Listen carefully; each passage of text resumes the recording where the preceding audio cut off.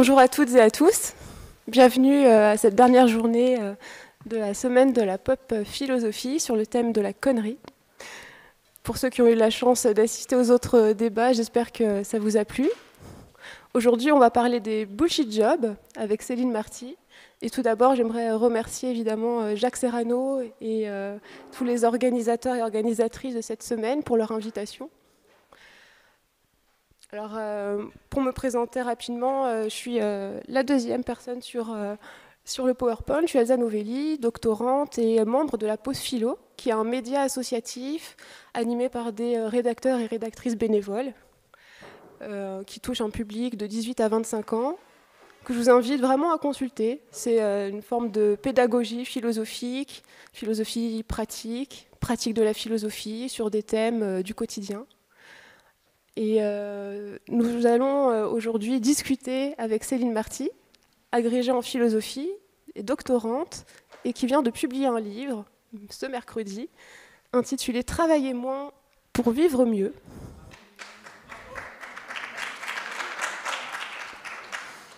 Un essai passionnant, clair, accessible, que je vous conseille vraiment de lire. Je pense que c'est vraiment un texte qu'on doit mettre entre toutes les mains. Je le pense vraiment.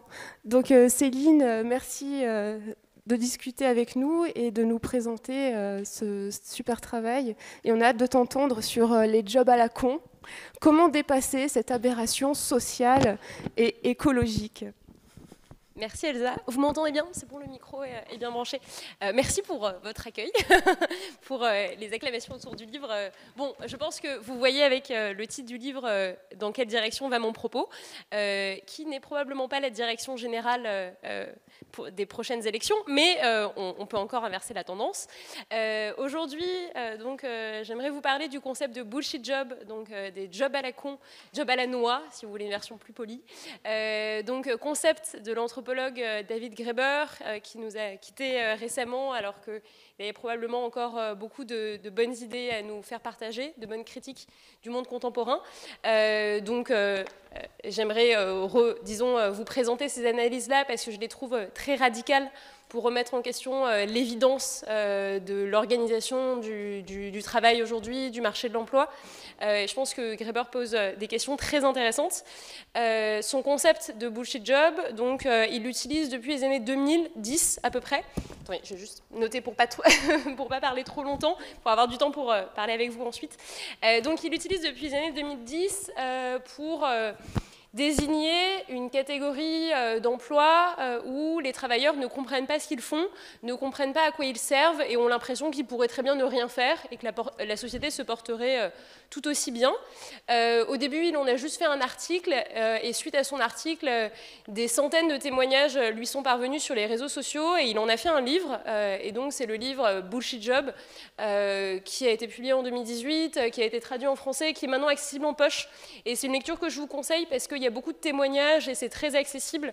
Et Graeber fait œuvre de pédagogie aussi dans ses explications. Et donc, par ce concept de bullshit job, il désigne ces tâches où les travailleurs ne comprennent pas ce qu'ils font et où ils ont l'impression d'avoir un peu un emploi factice. Ils ont l'impression de truander le système un petit peu parce qu'ils ont l'impression d'être payés à ne rien faire et que leur emploi ne sert à rien, alors même qu'ils vont travailler tous les jours, et alors même que souvent ils sont très bien payés pour le faire, alors même qu'ils sont très bien valorisés pour cela.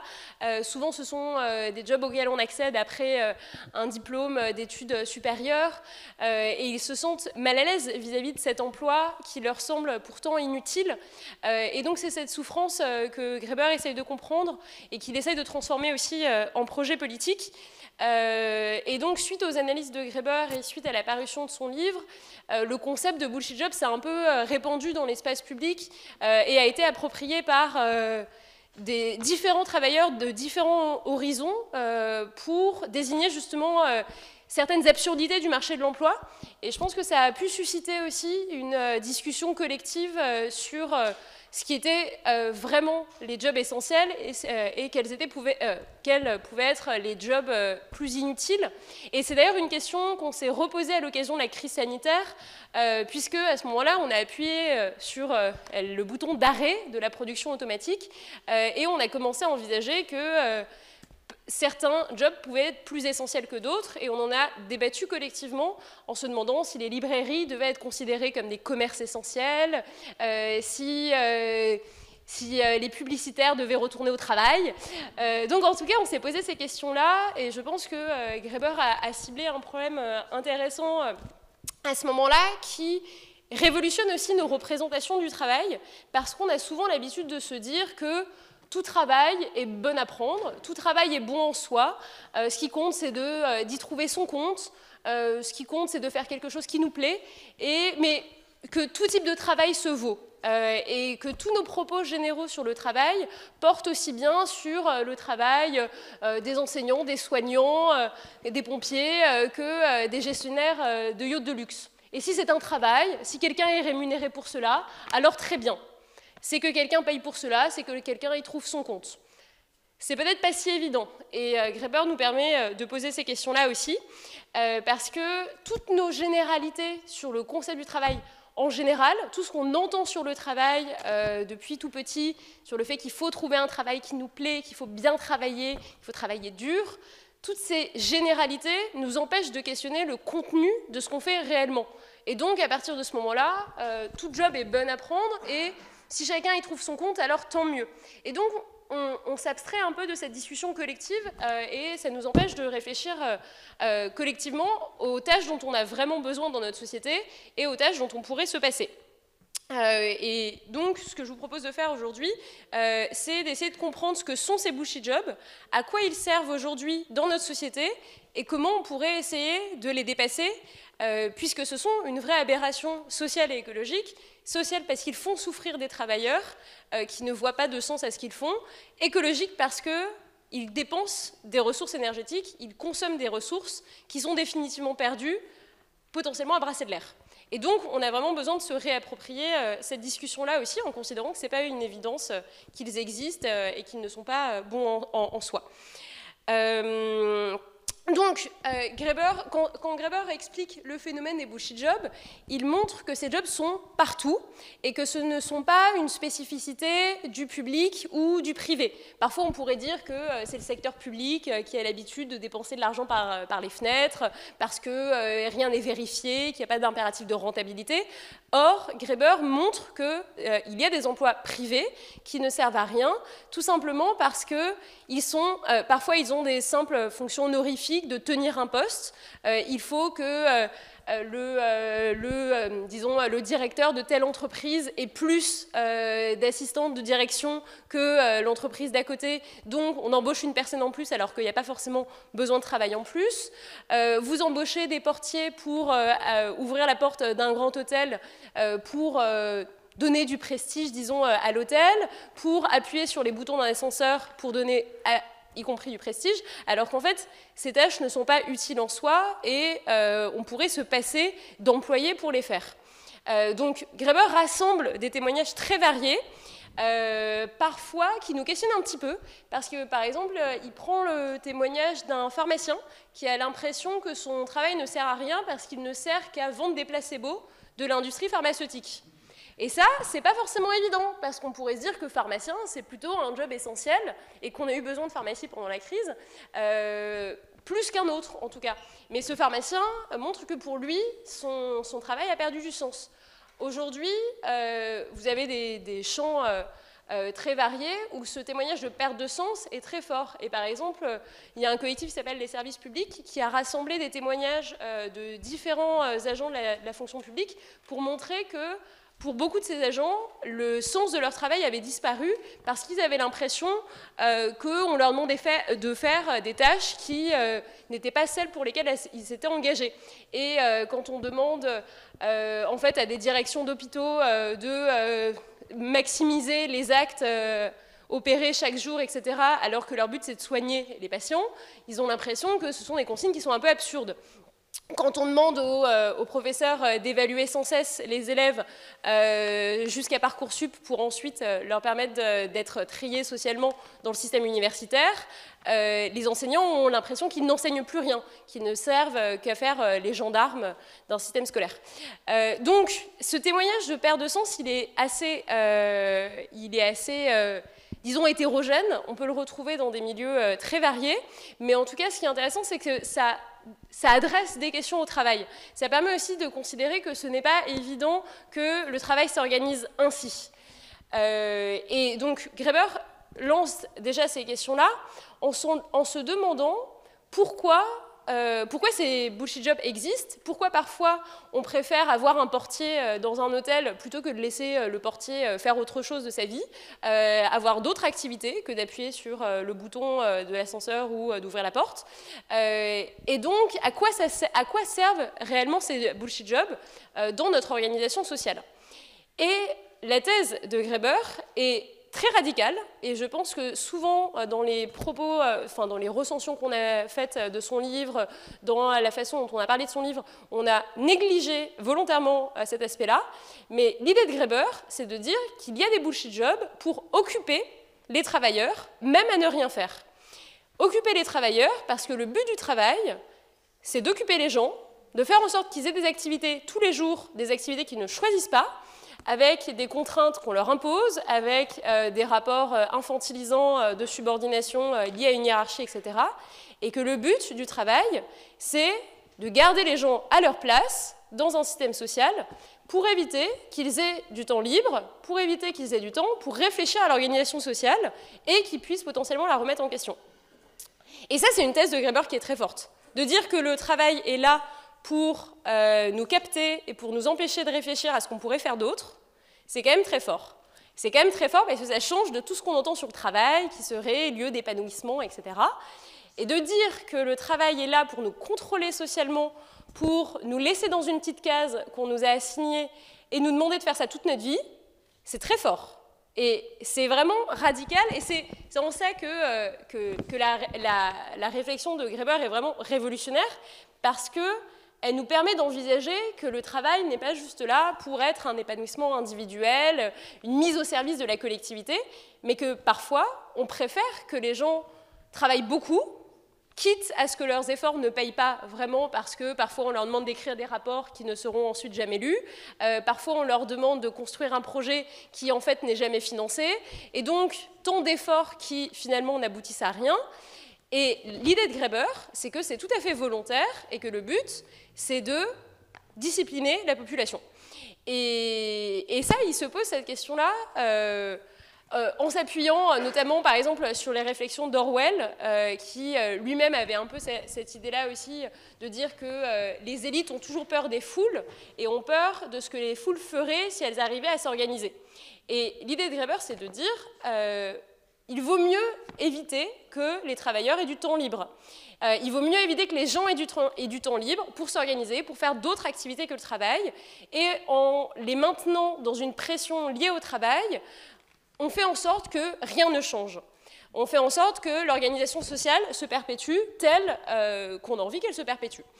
Et ça, c'est très très fort de dire ça. Quand on commence à remettre en question cette discipline autoritaire du travail, on peut potentiellement en fait, réfléchir à réorganiser complètement la société.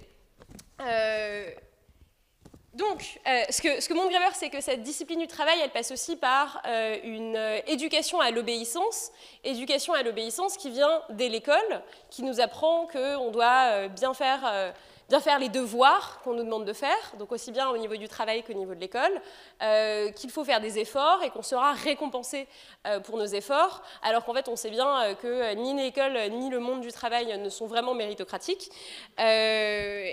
Et donc Graeber, disons, milite vraiment pour ce temps libre qui serait un temps libre à côté du travail, un temps libre qui serait regagné contre le travail aussi, en disant qu'on a les moyens productif de réduire radicalement le temps de travail, et c'était déjà quelque chose que Keynes, par exemple, envisageait en 1930 quand il réfléchissait au travail en 2030, et il se disait qu'en fait, on aurait les moyens techniques de ne travailler que 15 heures par semaine, et Graeber constate que ce n'est pas le cas, qu'on ne travaille pas 15 heures par semaine, et que ce n'est pas faute de moyens techniques, mais c'est plutôt faute de volonté politique, de nous détacher du temps de travail, et donc pour occuper à tout prix les travailleurs, on a préféré créer des jobs de promeneurs de chiens et de publicitaires pour trouver les noms des capsules Nespresso.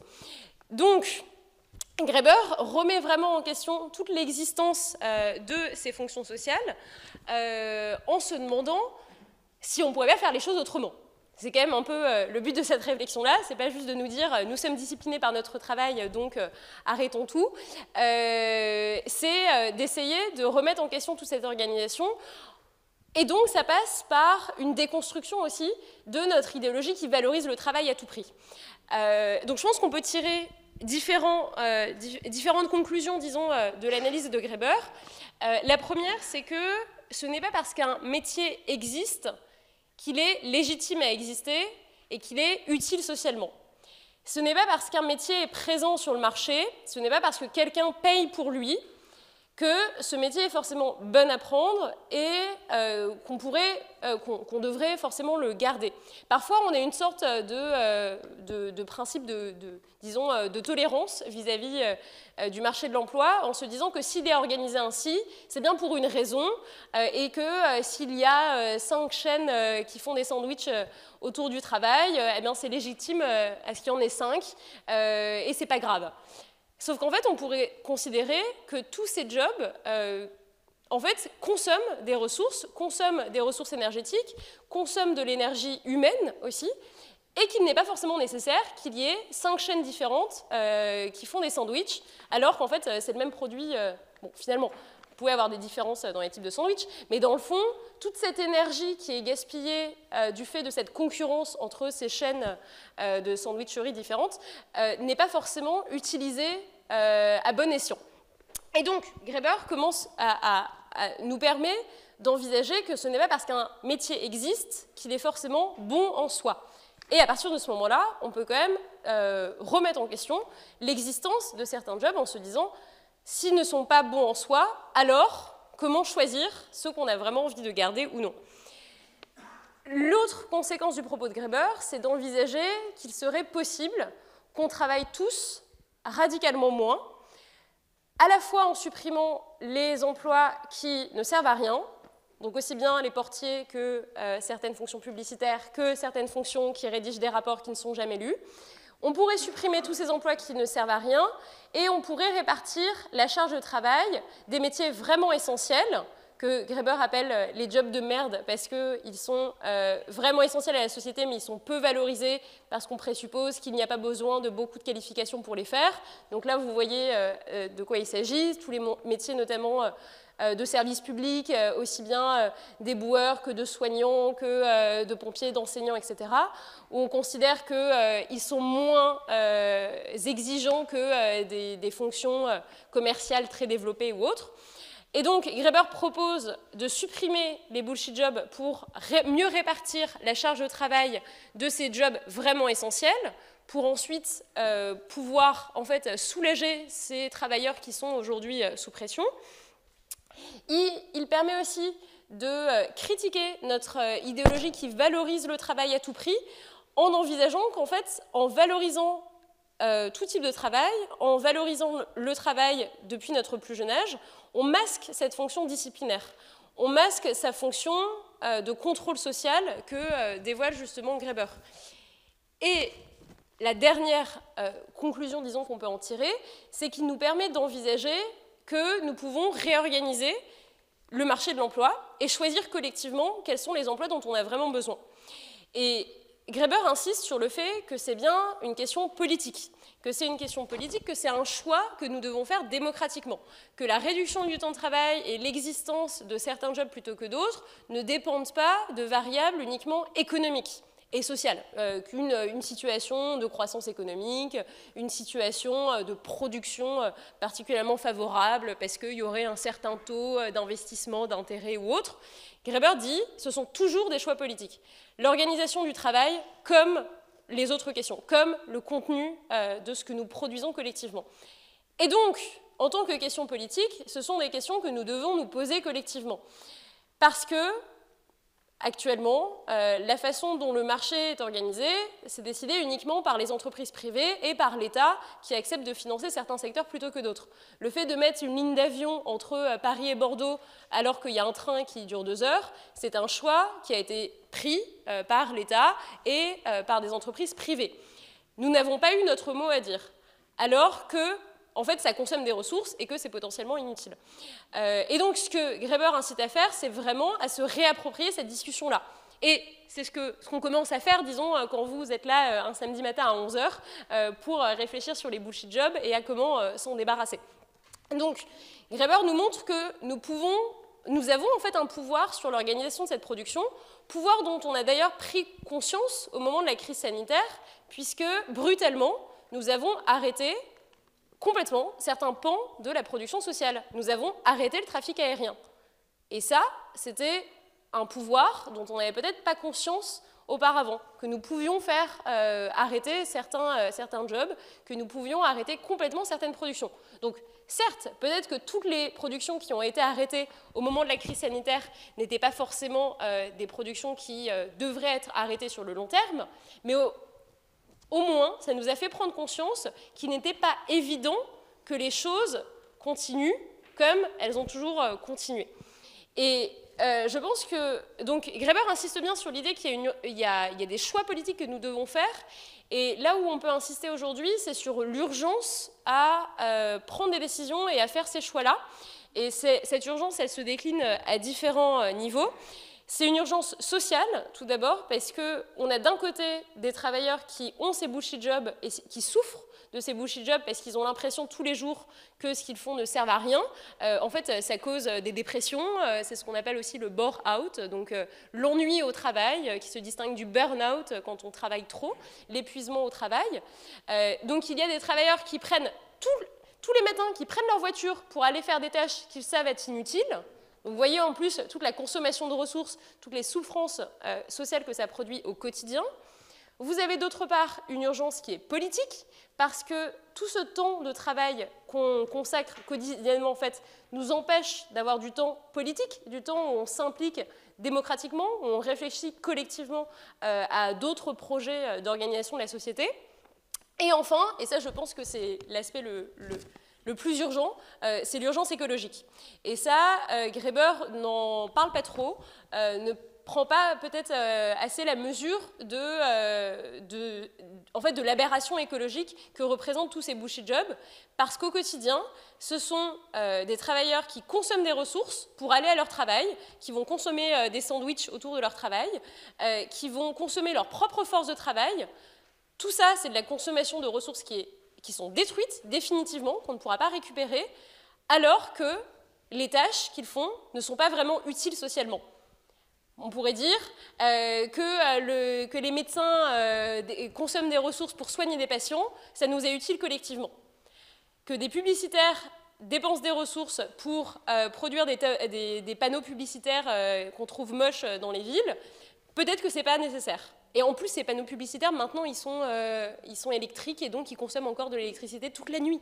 Non, mais le fait aussi qu'on mette des lumières sur les devantures de magasins pour les rendre plus flashy, c'est aussi de la consommation de ressources dont on pourrait se passer. Et en fait, il y a vraiment une urgence écologique à prendre conscience que toute cette consommation de ressources, elle est perdue. Et on a aussi vu que pendant la crise sanitaire, on a arrêté certains pans de la production et on a réduit drastiquement nos émissions de CO2.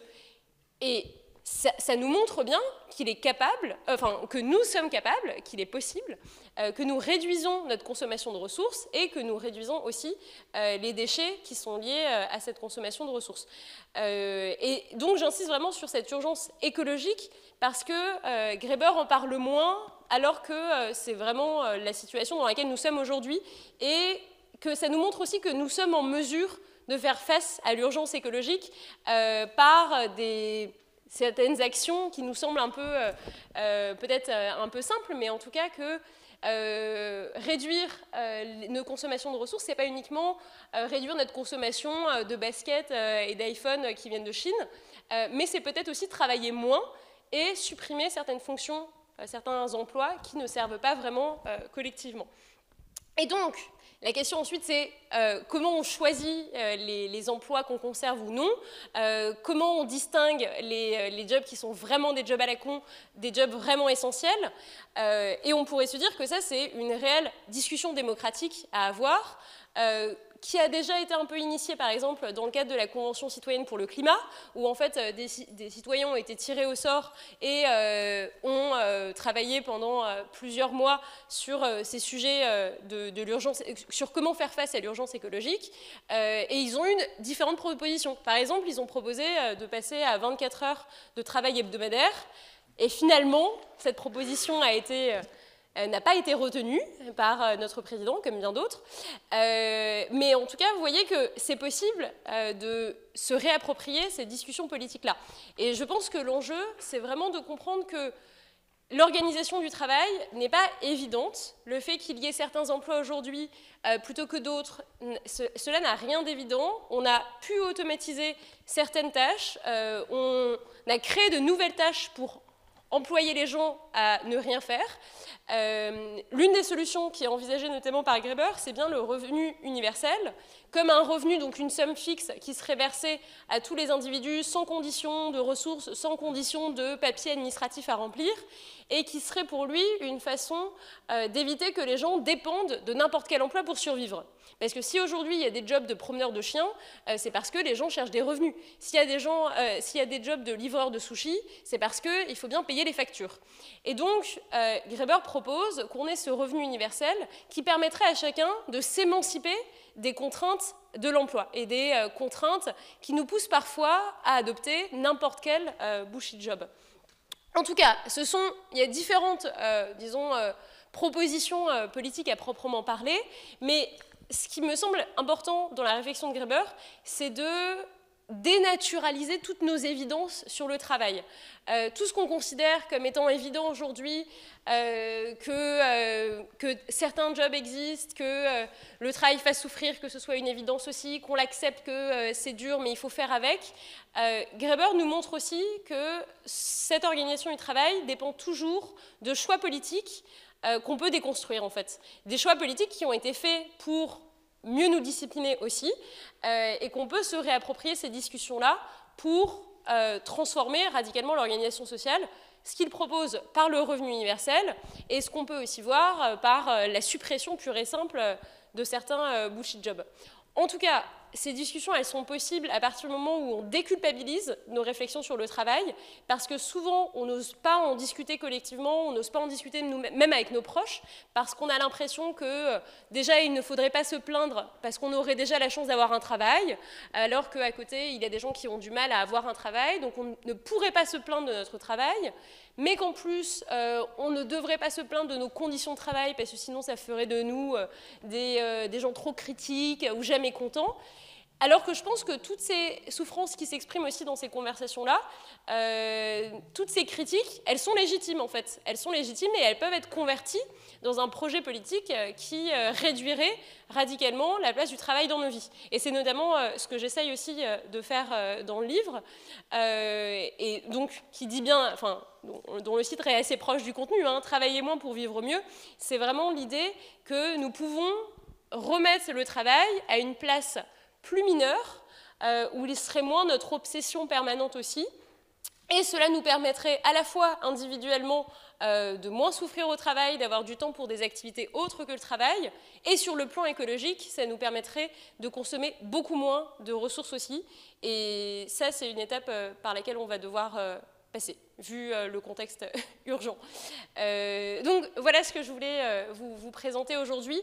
Je pense que par-delà les propositions à proprement parler de Graeber, de la question du revenu universel ou de la question de la suppression de certains emplois où on envisage de supprimer la publicité ou les promeneurs de chiens ou les livreurs de sushis, par-delà ces détails, ce qui est important, c'est de questionner le travail et pas de questionner le travail en se disant combien d'heures on va travailler en plus, combien d'années on va travailler en plus avant d'aller à la retraite, parce que ça, c'est ce que nous proposent les discussions pour les prochaines élections présidentielles, mais de se demander vraiment ce qu'on a envie de produire en tant que société, et les tâches dont on a vraiment besoin collectivement. Et ça, c'est cette discussion que le phénomène que décrit Graeber des jobs à la con nous permet vraiment de lancer, sans que cette discussion soit finie. Mais rendons-nous compte aussi que ces idées, elles n'ont que 10 ans, et c'est peut-être à nous de les prolonger aussi, en nous questionnant au quotidien sur le travail qu'on produit nous-mêmes, et le travail des autres qu'on consomme, et dont on pourrait aussi peut-être se passer. Je vous remercie pour votre attention, et j'ai hâte de discuter de tout ça avec vous.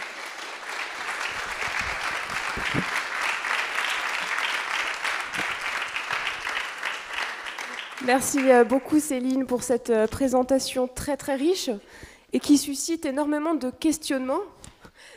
Moi j'ai énormément de questions à te poser, j'imagine que vous aussi vous avez hâte de poser vos questions.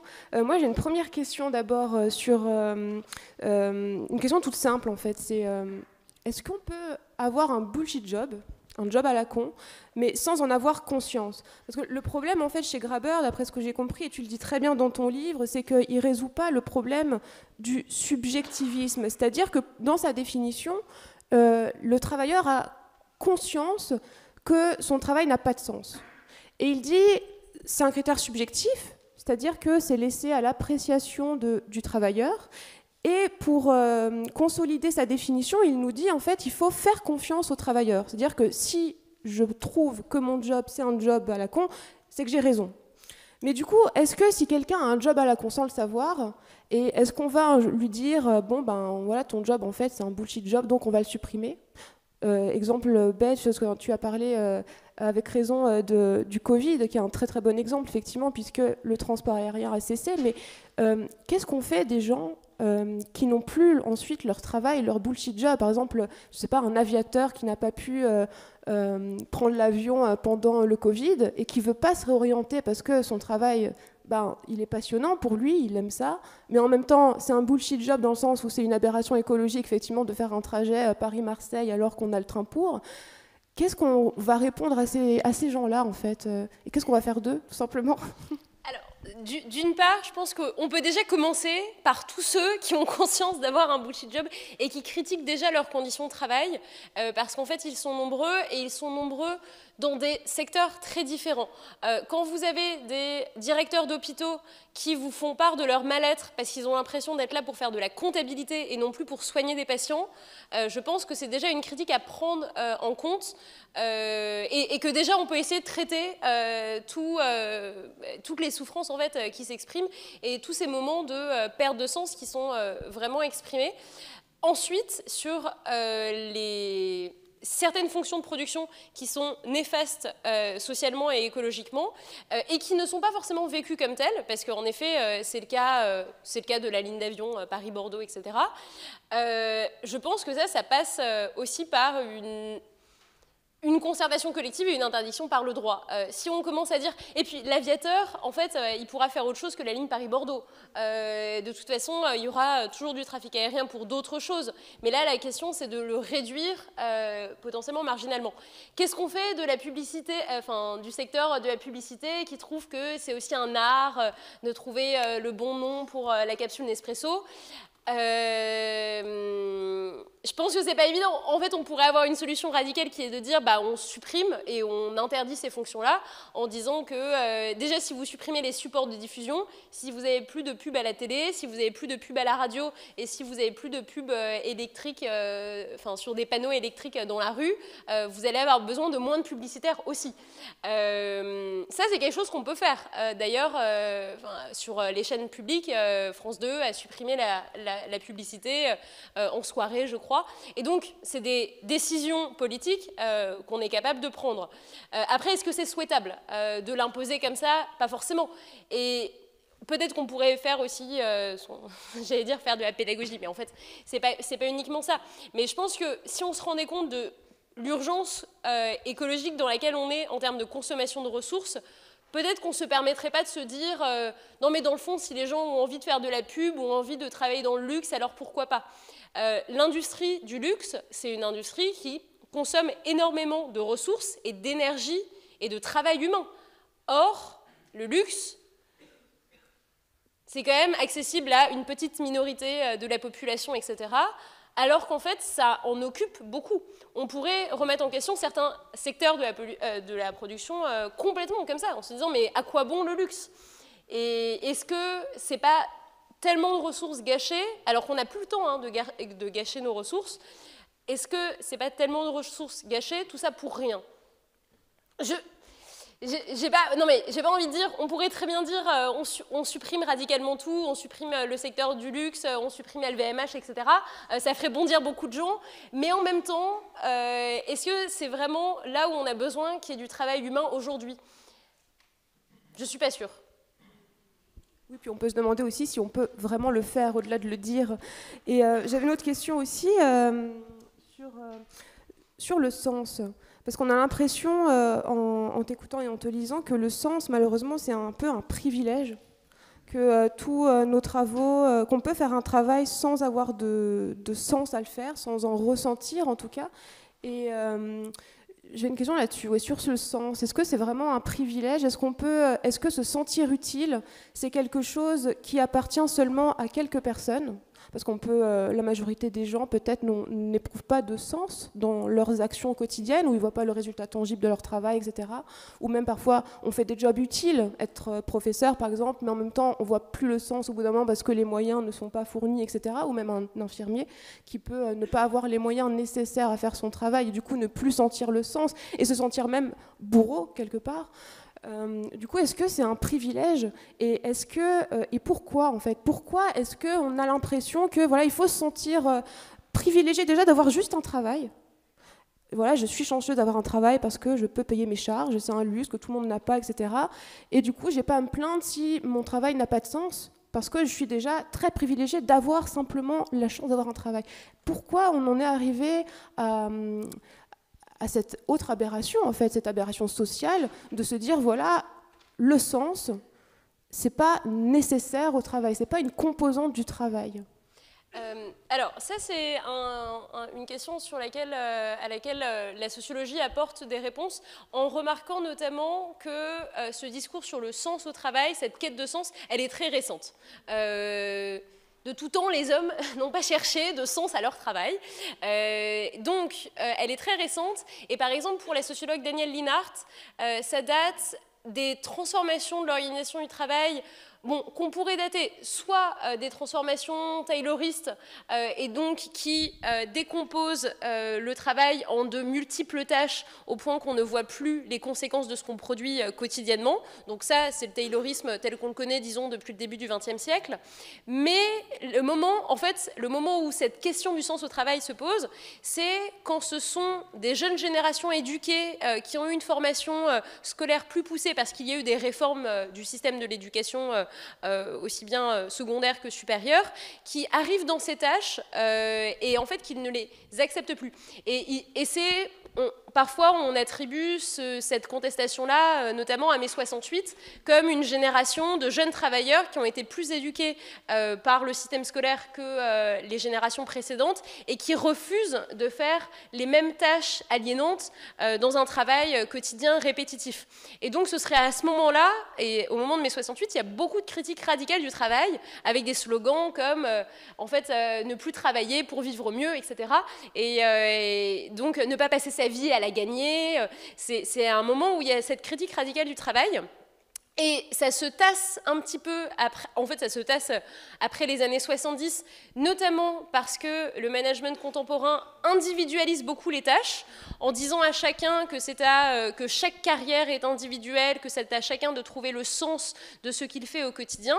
Et pour Danielle Linhart, ce discours de recherche de sens date précisément de ce moment-là, et en fait est une invention du management pour essayer de répondre aux critiques que les travailleurs adressent à leur travail.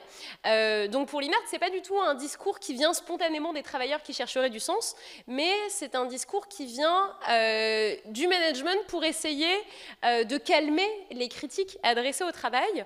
Et aujourd'hui, ce discours, il est aussi approprié par les travailleurs qui en profitent pour critiquer certaines fonctions sociales qui leur semblent inutiles, notamment quand ils ont l'impression que leur travail ne fait que répondre à des impératifs qu'on dit techniques, des impératifs de moyens. Quand on dit bon, bah, le seul but, c'est de faire plus de chiffres, et qu'ils ont l'impression que faire plus de chiffres, ça n'a pas de valeur en soi, que ça ne produit pas du mieux, ça ne répond pas mieux aux attentes des clients, des consommateurs, etc. Et donc, ces travailleurs-là se réapproprient ce discours pour critiquer le non-sens des tâches qu'on leur demande et pour justifier parfois une réorientation professionnelle ou des choses comme ça. Aujourd'hui, quand il est aussi réapproprié par les jeunes générations qui demandent aux entreprises de s'engager pour le sens de leur travail, par exemple avec ce qu'on appelle les RSE, donc c'est la raison sociale et écologique, non, raison sociale des entreprises, mais avec aussi l'engagement des entreprises qui doivent définir une raison d'être, une raison d'agir, une raison sociale depuis la loi Pacte de 2019. Il y a cette idée que l'entreprise ne peut pas juste se permettre de faire du chiffre et doit justifier son utilité à la société, mais en fait, on n'a pas supprimé des entreprises. On a juste trouvé une façon de dire que c'était utile. Mais on n'a pas réellement supprimé l'optimisation fiscale, alors qu'on préférait peut-être que chacun paye ses impôts. On n'a pas supprimé c'est juste une façon de reconstruire le discours autour de ces fonctions sans pour autant supprimer ces fonctions-là.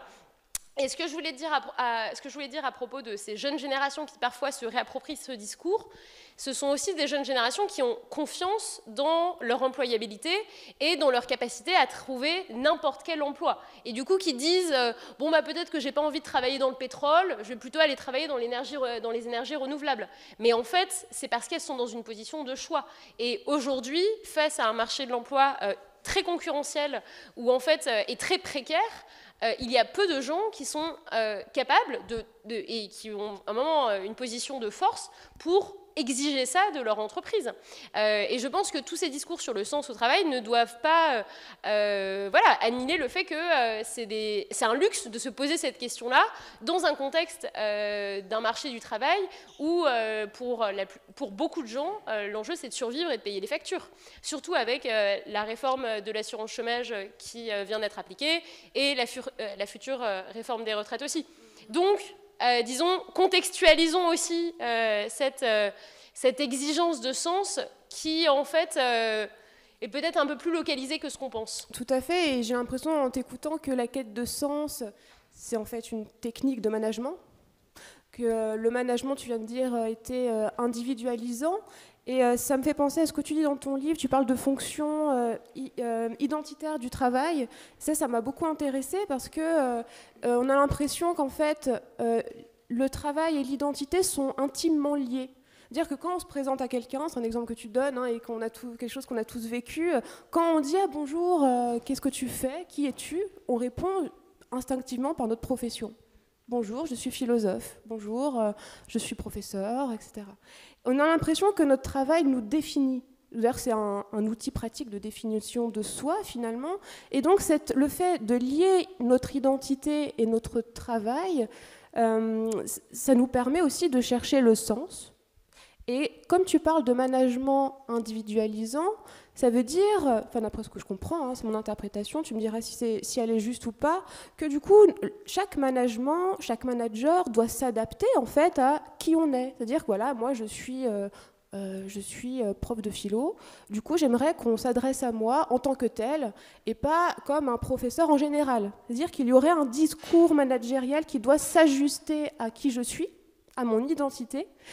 Et c'est un peu, ça m'a fait penser à l'exemple du garçon de café, en fait. C'est-à-dire que quand on voit, c'est le garçon de café, c'est Sartre qui nous en parle et qui nous dit, voilà, quand on va dans un café et qu'on voit notre serveur, on pense qu'il n'est que ça, qu'il n'est qu'un serveur. Et on a tous cette tendance à réduire les gens à leur profession, dire, voilà, une fois que j'ai dit que j'étais professeur, eh ben, aux yeux des autres, je ne suis que ça. Je ne suis rien d'autre. C'est comme quand on va au supermarché, la caissière, elle fait que ça pour nous. Et on a envie qu'elle ne soit que ça. Et le garçon de café, il va plus loin, il veut coïncider avec cette identité de travail. Il veut ne pas être autre chose, il veut être un en soi, pour parler en termes techniques philosophiques, il veut que son identité soit pleinement accomplie. Il veut n'être rien d'autre et ne plus avoir à réfléchir sur ce qu'il peut être. Donc le travail est aliénant en ce sens-là, et cette quête de sens, elle nous enferme encore là-dedans. Et ma question porterait en fait sur l'origine des bullshit jobs. Est-ce que le fait du coup que identité et travail soient liés, qu'il y ait un ajustement à notre identité au travail, est-ce que ça a un peu, à peu près, ouvert la brèche à la création des bullshit jobs, c'est-à-dire, voilà, en fait, on n'est pas concerné par les autres, on s'en fiche des autres au travail, ce qui compte c'est moi, mon identité, mon travail, du coup, si machin il s'ennuie et qu'il n'a pas de sens, je m'en fiche. Du coup, est-ce que on pourrait dire que les bullshit jobs résulteraient d'un individualisme, en fait? Alors, il y a beaucoup de choses pardon, dans tes questions. Désolée. Alors, je dirais d'une part que la façon d'individualiser le management et de dire que chaque travailleur est singulier, c'est aussi une façon très pratique de briser les collectifs de travail, de briser les collectifs en donnant l'impression que chacun fait des choses un peu différentes et que c'est pour ça qu'il va avoir une rémunération un peu différente, c'est pour ça qu'il va avoir des conditions de travail différentes, une reconnaissance différente.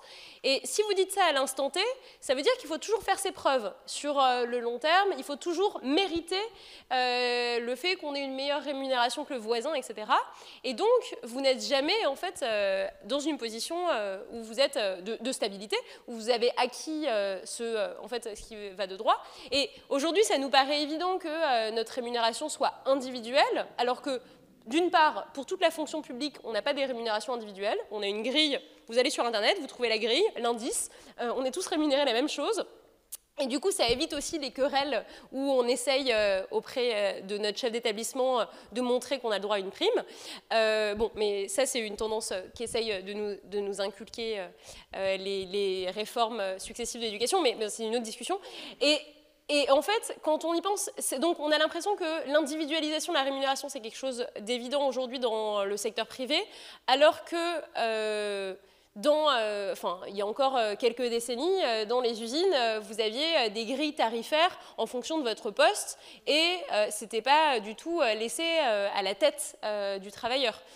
Donc le fait d'individualiser les carrières et la reconnaissance de ces carrières, c'est aussi une façon d'éviter que les travailleurs se sentent solidaires et puissent défendre entre eux des situations qui sont pourtant collectives. Donc c'est divisé pour mieux régner. Sur la question des bullshit jobs et de savoir si on accepte que le voisin ait un bullshit job, dans le fond, souvent, ces bullshit jobs, c'est des secteurs de la production. Et la crise de sens, d'ailleurs, vous voyez qu'elles sont souvent dans certains secteurs. Vous avez beaucoup de témoignages de gens qui viennent du marketing et qui se reconvertissent ou qui font de la finance à un très haut niveau et qui se reconvertissent aussi. Et donc là, ils ont l'impression que le secteur entier est un bullshit job. Donc c'est pas tellement je m'en fiche que mon voisin est un bullshit job. Par contre, parfois, ce sont certaines fonctions, certains postes en particulier.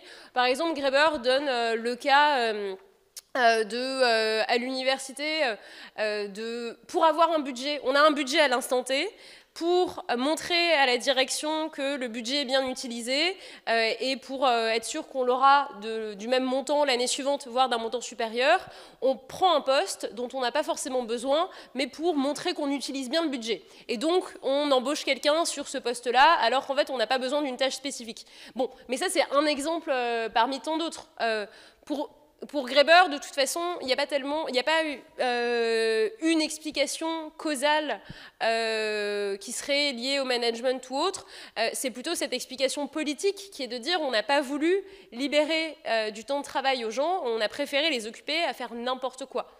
Justement, juste pour revenir là-dessus, sur le fait qu'il n'y ait pas vraiment d'origine causale, comme tu dis, est-ce que, du coup, on ne pourrait pas dire que les bullshit jobs sont en fait un effet du capitalisme, tout simplement? Alors, sur l'origine causale, Graeber date ça en disant que suite aux mutations du capitalisme, notamment à partir des années 70-80, ou dans les pays développés, enfin dans les pays capitalistes déjà développés, on a essayé de réduire le coût de la production, en fait, dans une logique de capitalisme actionnarial, où le but, c'est de dégager de plus en plus de plus-value pour les actionnaires, et non plus une plus-value qui permettrait l'investissement productif. Mais bon, ça, c'est un peu des détails techniques de l'histoire du capitalisme.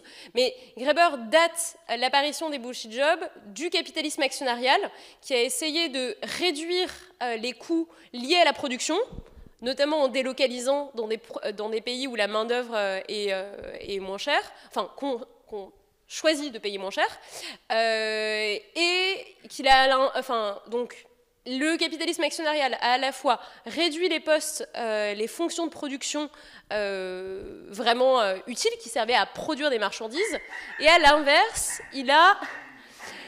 Et à l'inverse, pas d'accord avec toi. réduire la production de marchandises. Et à l'inverse, il a développé les fonctions, ce qu'il appelle les cols blancs, qui servent à faire de la publicité, à faire des rapports pour prouver aux actionnaires qu'ils ont bien investi leur argent. Et donc pour lui, les bullshit jobs apparaissent avec ces fonctions-là, où on fait des discours d'analyse de la production, on essaye de prouver qu'on a bien investi l'argent, qu'on l'a bien utilisé, et on fait des réunions et on fait des PowerPoint pour ça. Et du coup, quand on fait des PowerPoint, on travaille tard le soir et donc on commande des sushis et donc on commande, voilà, vous voyez la consommation de bullshit job en chaîne qui est impliquée par toutes ces tâches. Donc Graeber le date de cette période-là et de cette transformation-là du capitalisme, mais avec cette tendance de fond qui est que les élites politiques et économiques essayeront toujours d'éviter que les travailleurs aient du temps libre et essayeront toujours de leur donner n'importe quelle tâche pour les occuper à des tâches aliénantes, plutôt que de leur permettre de choisir ce qu'ils font de leur vie. Moi, j'ai une dernière question avant promis de laisser la parole au public, justement sur... on a l'impression, en fait, que cette logique productiviste, capitalistique, etc., elle est intériorisée. C'est ce que tu dis, hein, d'ailleurs, depuis l'école, on est déjà soumis à des systèmes de notation, etc. Il y a une reproduction sociale du travail.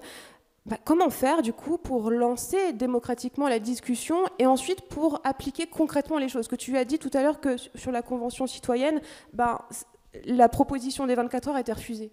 Du coup, concrètement, est-ce qu'on a vraiment le pouvoir de dépasser cette aberration et est-ce qu'on le veut vraiment? Si c'est intériorisé, ça veut dire qu'on n'a pas conscience. Donc comment faire prendre conscience à plus de personnes que les personnes qui sont ici, par exemple, pour aller à l'échelle collective? Enfin, une question alors d'une part, je pense que la déconstruction de toutes ces valeurs productivistes, c'est une étape importante dans tout mouvement, mais c'est pas lié uniquement au productivisme. On a déconstruit le racisme pour essayer de construire une société un peu moins raciste. On a déconstruit le sexisme aussi, etc. Donc en fait, il y a toujours cette phase de déconstruction d'une idéologie. Je pense que dans le cas du travail, ça fonctionne d'autant mieux que les gens en fait, souffrent du productivisme, souffrent qu'on leur en demande toujours plus. Et ça, c'est un vécu sur lequel on peut s'appuyer pour construire un mouvement politique aussi. Ensuite, sur les valeurs à incarner et à diffuser, je pense que c'est, par exemple, dès l'école, que c'est important de valoriser d'autres activités aussi que le travail, de valoriser des activités qui ont une valeur en soi et qui ne servent pas juste à acquérir plus de ressources économiques et à avoir plus de basket ou des choses comme ça, à incarner d'autres valeurs aussi. Et donc, mais en effet, c'est une déconstruction qu'on peut faire déjà, nous, de nos représentations idéologiques en tant qu'adultes, et une autre éducation aussi à donner aux enfants. Mais une éducation qui contre en fait toutes les valeurs du capitalisme, parce que les valeurs du capitalisme, c'est de dire que le plus, c'est toujours mieux, d'en avoir toujours plus, qu'il y a une mode et que ce que vous achetez à l'instant T sera démodé dans 6 mois et qu'il faudra racheter une nouvelle basket. Et en fait, c'est toutes ces valeurs-là qu'on qu'on peut contrer. Mais on peut aussi les contrer par des mécanismes très pratiques comme l'interdiction de la pub, tout simplement, ou l'interdiction de l'obsolescence programmée. Si vous empêchez... Qui sont difficiles dans un système capitaliste. Ah bah oui, mais en fait, par exemple, l'obsolescence programmée, c'est quand même quelque chose qu'on peut interdire sur le plan légal. On a quand même en France une instance qui est l'Haute-Autorité pour la concurrence et qui a par exemple épinglé il y a quelques années des grands producteurs d'électroménagers parce qu'ils s'étaient entendus sur une hausse des prix. C'est-à-dire qu'ils savaient qu'ils pouvaient vendre leur four à 400 € et qu'il y avait une entente commerciale qui était en fait illégale et où ils s'étaient entendus à mettre leur prix de four à 600 €. Et donc en fait ils ont été épinglés par la Haute Autorité à la concurrence, ils ont dû payer une amende, ils ont dû baisser leur prix, etc. Bon, voilà, on a ce genre de mécanisme-là. Ensuite, sur le plan politique de pourquoi notre gouvernement n'a pas accepté la semaine de 24 heures de travail par semaine, bah, c'est parce que c'est notre gouvernement qu'il a été élu sur un autre programme que ça. Et donc, je pense que si on veut changer les choses au niveau politique, il y a d'autres forces politiques qui représentent autre chose. Et que quand vous élisez un gouvernement et un programme où on vous dit qu'il faut travailler plus, ensuite il agit en conséquence. C'est-à-dire que c'était pas dans les propositions de notre président de produire moins, de travailler moins. Donc à la limite là-dessus, il est cohérent. Mais est-ce qu'il y a des questions dans la salle? Oui, alors j'arrive. Je vais changer de micro. Quand vous parlez de bullshit job, j'ai l'impression que vous parlez de bullshit société, parce qu'en fait, aujourd'hui, on vit dans une société où pour exister, il faut avoir un petit boulot. Donc votre portier, peut-être qu'il a un bullshit job, mais il est bien content de l'avoir. Le mec qui faisait à la pompe, je suis un peu âgé, qui me distribuait de l'essence, ben, dans le temps, il y avait des moustiques qui nettoyaient aussi les vitres. Ben, il avait un petit boulot. Donc, tant qu'on vivra dans notre société actuelle, il y a des gens qui seront bien heureux d'avoir des bullshit jobs, mais il faudrait changer la société. Alors, j'ai un petit peu l'impression que Benoît Hamon, à une époque, a essayé, il s'est pris une grosse claque. On n'est pas tout à fait prêt, ou enfin, je ne sais pas comment faire pour changer de société. Oui, oui, tout à fait. C'est pour ça que la proposition de Graeber du revenu universel, et Graeber soutient vraiment le revenu universel, ça permettrait de transformer l'organisation de... Oui, oui, tout à fait, qui a été reprise par Hamon. Bon, le problème d'Hamon, c'était pas juste le revenu universel, c'était aussi l'historique du parti, etc.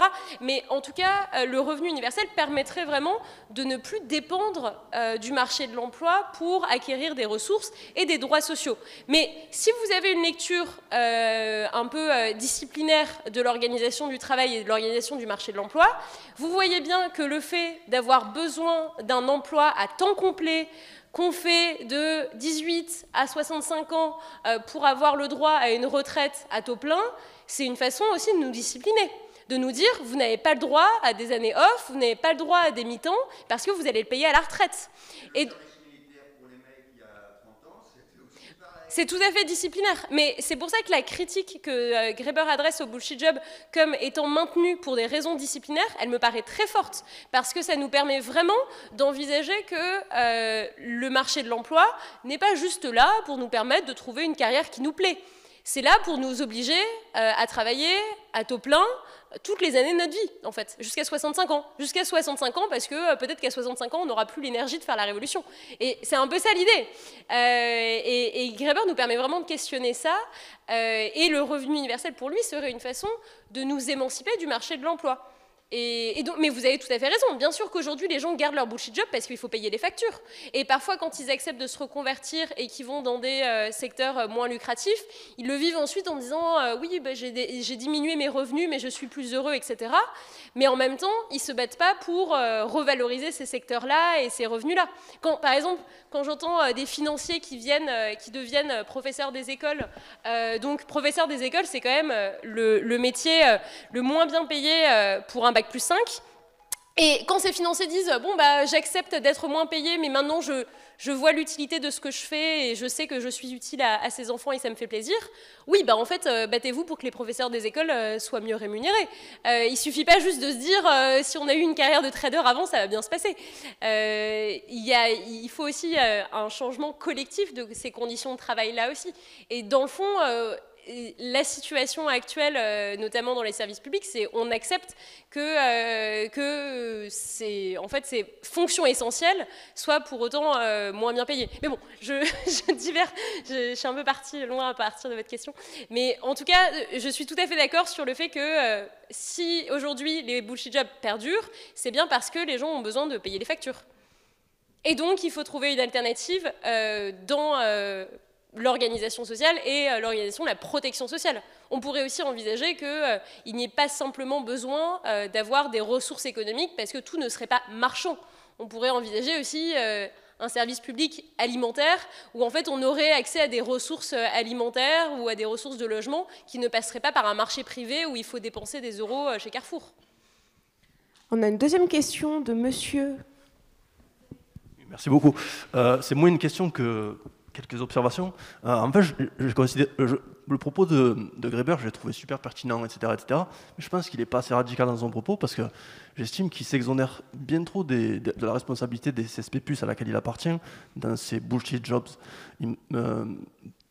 Bourdieu disait dans les années 90, dans un contre-feu et dans ses ouvrages sur la reproduction sociale, que la stratification éducative était le moteur du je résume à peu près, que la stratification éducative était le moteur du néolibéralisme et du capitalisme.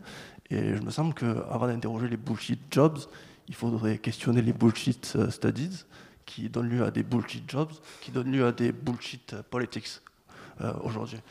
Et donc, d'une certaine manière, les bullshit studies ont inventé une bullshit culture, une culture voilà, au rabais ou une low-cost culture, une culture low-cost qui produit l'identité dont vous parliez tout à l'heure. C'est-à-dire que vous parlez de subjectivité.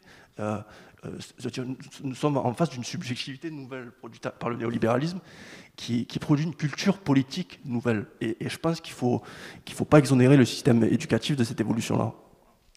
Oui, merci pour votre question. Alors, je serais peut-être moins dure avec Graeber en tant que personne parce que, d'une part, alors c'est intéressant aussi pourquoi Graeber critique le travail. Graeber, il a dû, pour faire sa thèse, il a dû avoir des petits boulots et il raconte qu'il pouvait écrire sa thèse la nuit à côté de ses petits boulots. Donc ça aussi, ce qui l'amène à critiquer les petits boulots qui ne lui ont pas...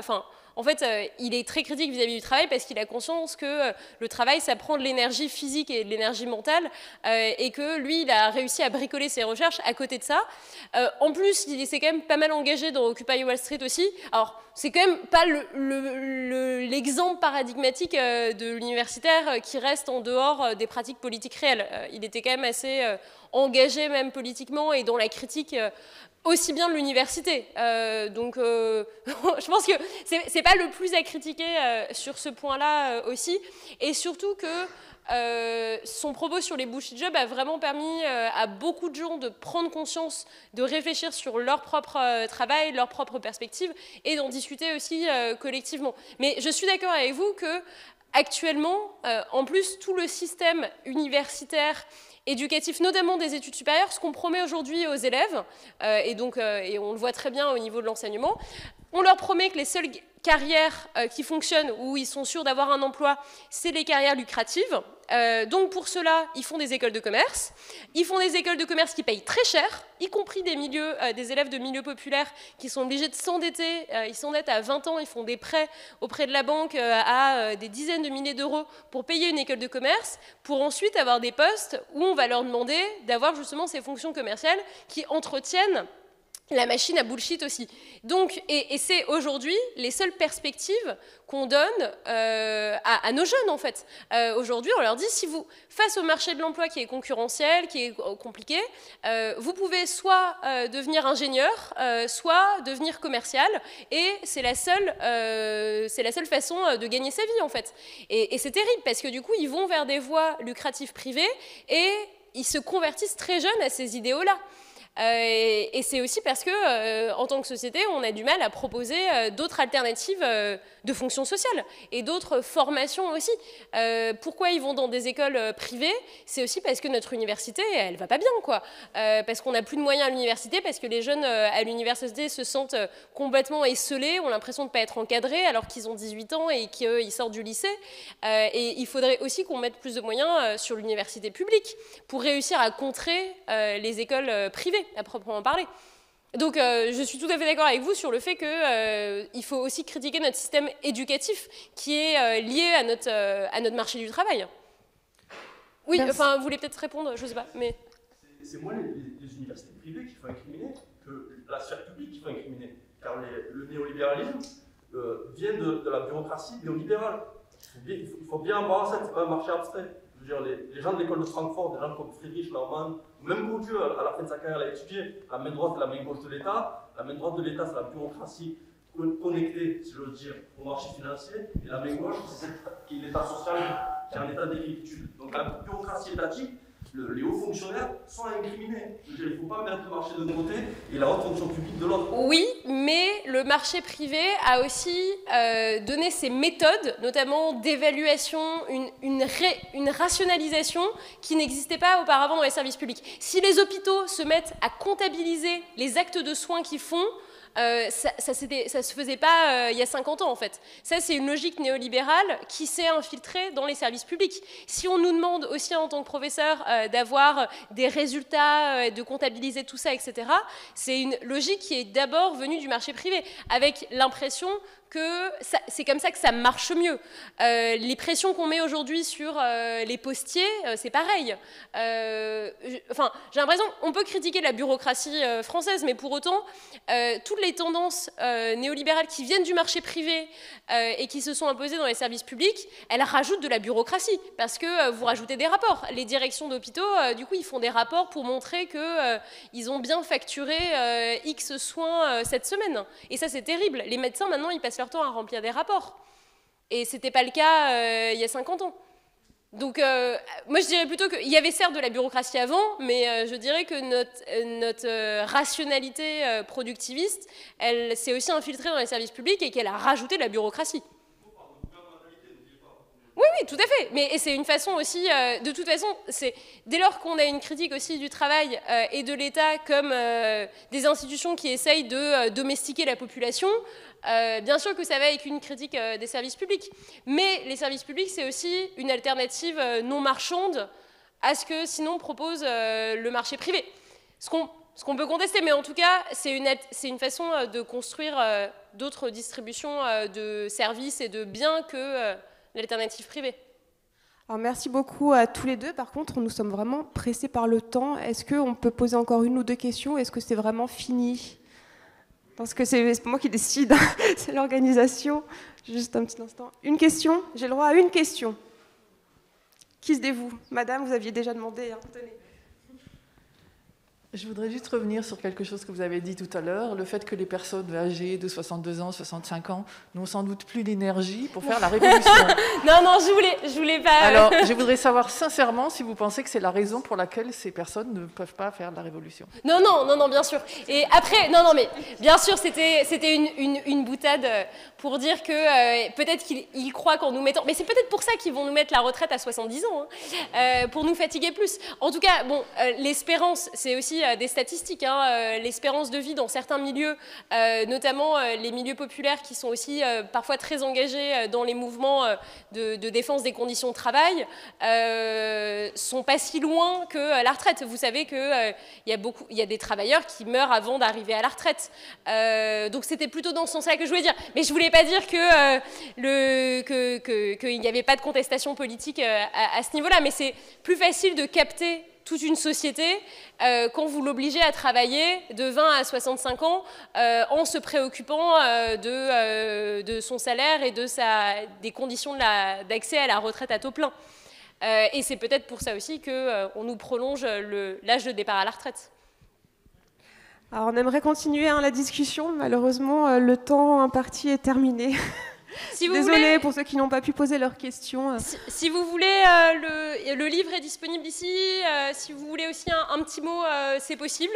Je crois qu'on a encore un peu de temps pour ça. Donc, si vous intéresse, il y a une discussion de Graeber, mais pas que. Donc, si ces idées-là vous intéressent, n'hésitez pas. Vous pouvez le feuilleter aussi, tout simplement. Il y a des exemplaires non emballés. Voilà. Merci en tout cas pour votre attention et vos questions. Merci.